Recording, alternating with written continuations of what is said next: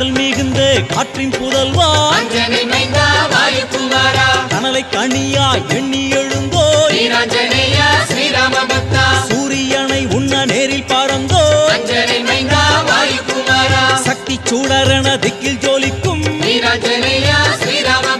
பக்தி உள்ளத்தில் நித்தியம் வாழும் ஆதவன் அன்பினில் ஆளான தேவா தேவர் தாளாட்டிய செல்ல குழந்தாய் புத்தி கொடுக்கும் சத்தியனாரா போத நெருப்பினை தேகமாய் கொண்ட